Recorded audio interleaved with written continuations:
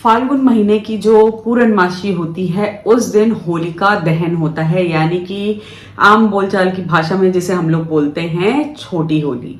छोटी होली बहुत ज्यादा इम्पॉर्टेंट है, लेकिन रंग खेलने के उत्साह और प्रोपोगंडा के चलते हम लोग जो है, हम में से अधिकतर लोग उसके जो असली बेनिफिट्स हैं वो नहीं उठा पाते। तो मैं आज बात करने वाली हूँ छोटी होली के बारे में, क्योंकि जो बड़ी होली होती है, रंग वाली जो होली होती है, उसे सभी लोग खूब एंजॉय करते हैं और उस दिन क्या क्या करना चाहिए वो अधिकतर लोगों को पता होता है। तो आज मैं बात करूंगी होलिका दहन वाले दिन के बारे में।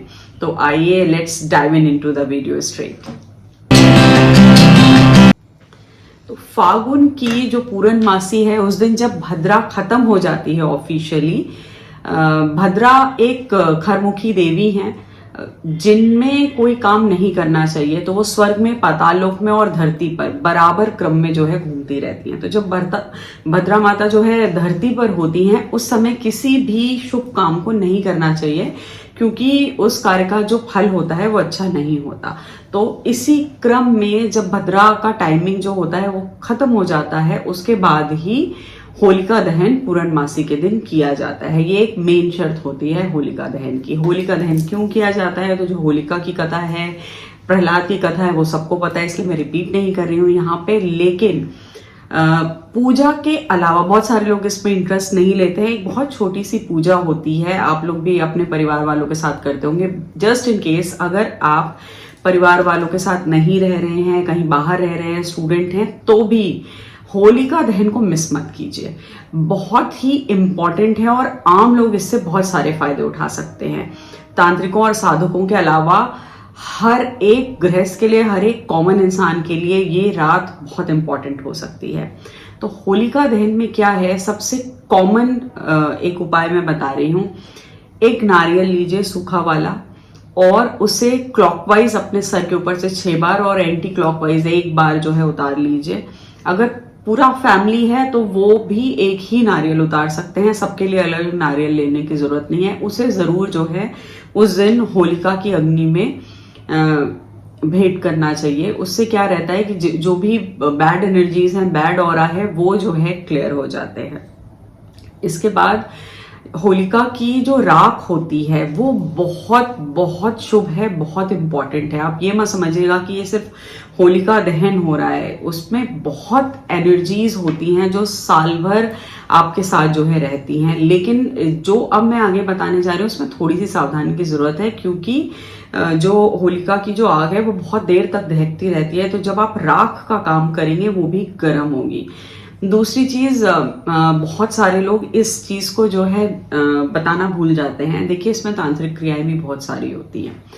तो जो बीच की जो राख होती है, जहां पे लकड़ी जल रही है, जलने के बाद हम लोग जब चीजें उठाएंगे तो उसमें हमको ये ध्यान रखना है कि किनारे वाली साइड पे जो राख है उसको ही जो है लाएं और उसको यूज करें। उससे क्या है कि आपका हाथ भी सेफ रहेगा। और दूसरी चीज कि जितने भी जो अभिचार कर्म वाली जो चीजें हैं वो लोग होलिका की अग्नि के बीच में जो है भेंट करते हैं होलिका पूजन में। तो उस तरीके का कोई भी पदार्थ आपके उसमें नहीं आएगा। और जस्ट इन केस आ भी जाए तो होलिका की अग्नि में सब कुछ जो है भस्म हो चुका होता है। वो बहुत ही पावक, बहुत ही शुद्धिकारी जो है अग्नि होती है। तो क्या करना है, अगले दिन सुबह सुबह, अगर आप सुबह सुबह उठ सकते हैं अगले दिन जो रंग वाला दिन होता है, तो आप अर्ली मॉर्निंग जो है जाइए, उस समय ज्यादा जो है भीड़ नहीं होती है, और होलिका की राख को घर में ले आइए। मिनिमम कितना और मैक्सिमम कितना यह आपके ऊपर डिपेंड करता है, लेकिन कम से कम 2 मुट्ठी लानी चाहिए। बातें नहीं करनी चाहिए उस टाइम, पीछे मुड़ के नहीं देखना चाहिए, और कोशिश करनी चाहिए कि बहुत ज्यादा भीड़ भड़क वाले टाइम में नहीं जाएं, ताकि आपको कोई टोके नहीं। अब इसके बहुत मल्टीपल बेनिफिट्स हैं। कहते हैं कि होलिका की अग्नि में माता लक्ष्मी का वास होता है। तो पहला काम आने के बाद बिना बोले ये करना चाहिए कि इसका एक पार्ट पूरे घर में जो है छिड़क देना चाहिए। वो नेगेटिव एनर्जीज को भी जो है शांत कर देता है, और बहुत ही, मैंने बताया कि शुद्ध अग्नि होती है। तो और जो आपके घर में जितनी भी तरीके की जो है ग्रह बाधा, वास्तु दोष, इन सारी उसकी शांति में आपको बहुत जो है फायदा करेगा। एक सपोर्ट सिस्टम जो है डाल देता है प्रोटेक्टिव एनर्जी का। जो होलिका की राख होती है। दूसरा काम आप इसके साथ ये कर सकते हैं कि आप इसमें थोड़ा सा सेंधा नमक और राई यानी कि काली सरसों मिला करके एक पार्ट आप इसको प्रिजर्व करके रख सकते हैं। अगर आपके घर में ऐसे लोग हैं जो कि बहुत जल्दी बीमार रहते हैं, उनमें इम्यूनिटी पावर बहुत कम है, या फिर छोटे बच्चे हैं जिन्हें बार बार जल्दी जल्दी नजर लग जाती है, तो इसको आप जो है साल भर के लिए यूज कर सकते हैं नजर उतारने के लिए। जिस पार्ट में आप ये दो चीजें मेरी बताई हुई मिला रहे हैं, उस पार्ट को आप यूज करिए, साल भर बहुत इजी रहेगा। तीसरा काम आप क्या कर सकते हैं, इस राख को एक स्मॉल अमाउंट में अपने नहाने के पानी में, बोलते हैं कि होली वाले दिन जिस दिन रंग चलता है, डाल के नहाना चाहिए। उससे बहुत प्रोटेक्शन होता है और ग्रह दोषों से जो है मुक्ति मिलती है। स्पेशली राहु और शनि के ग्रह दोषों से मुक्ति मिलती है। उसका रीजन क्या है, शनि जितने भी जो डेड चीजें हैं, मृत चीजें हैं, जैसे राख है, वो सब कुछ जब भस्म हो गया उसके बाद वो राख बनी, उसका फॉर्म चेंज हो गया एनर्जी का। तो शनि इस चीज को जो है दिखाते हैं, वैराग्य के कारक है, डिटैचमेंट के कारक हैं, रिपल्शन के कारक हैं शनि। तो राख भी इसी तरीके का वो है। तो जब आप उसको पानी में मिला करके होली वाले दिन जिस दिन रंग चल रहा है अगर आप नहाते हैं, तो शनि और राहु के बहुत सारे दोषों का शमन करता है ये वाला उपाय। अब अगर आप इस राख को शिवलिंग पे जो है चढ़ाते हैं, तो वो भी ग्रह बाधा का निवारण करने में बहुत अचूक उपाय है। जब और उसके बाद जो है भगवान का अभिषेक, जलाभिषेक आप कर दें। राख आप जो है होलिका दहन के बाद जो है चढ़ाइए जरूर शिव जी को, वो भी ग्रह बाधा को जो है काट देता है।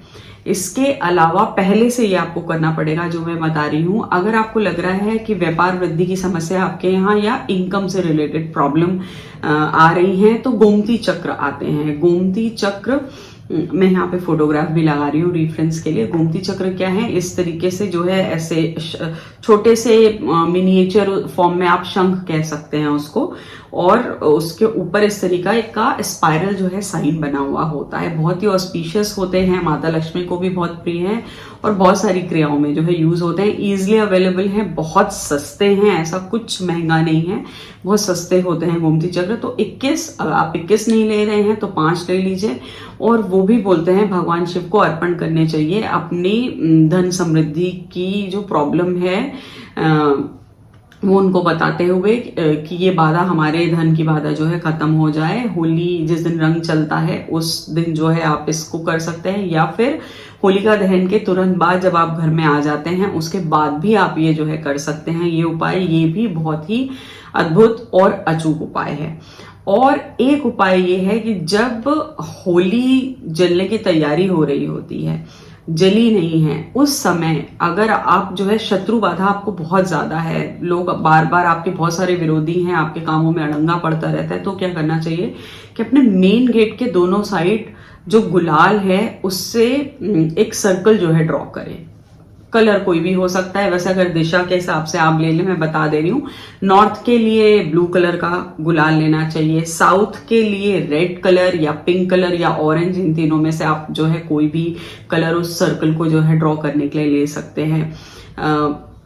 पश्चिम के लिए जो है आपके पास अगर व्हाइट कलर का कोई भी पाउडर हो, दिवाली वाला भी जिससे हम लोग जो है रंगोली ड्रॉ करते हैं वो पाउडर हो, आप जो है आप उसको जो है ले लीजिए। और ईस्ट के लिए हरे रंग के गुलाल को जो है आप यूज करिए वो सर्कल ड्रॉ करने में, जो जिस भी दिशा में आपका मेन गेट पड़ता है। और उसके बाद उस पे जो है दोनों साइड एक एक दीपक मिट्टी के जो है रख करके जलाने चाहिए। जब वो दीपक पूरे जल जाएं उसके बाद उन दीपकों को भी उसी तरीके से होलिका में जो है भेंट कर देना चाहिए और प्रार्थना करनी चाहिए कि जिस तरीके से दीपक का सब कुछ जो है भस्म हो गया है आपके अंदर, उसी तरीके से मेरे शत्रु, मेरी शत्रुता, मुझसे द्वेष रखने वाले जितने भी लोग हैं उनका वैरभाव भी समाप्त हो जाए। होली ऐसा ही त्योहार है जो बड़े बड़े वैमनस्य को जो है मिटा देता है, दुश्मनों को दोस्त बना देता है। तो इस त्योहार की आप लोगों को बहुत बहुत शुभकामनाएं। ये उपाय जरूर करके देखिएगा, आपको साल भर बहुत फलेंगे। नमस्कार।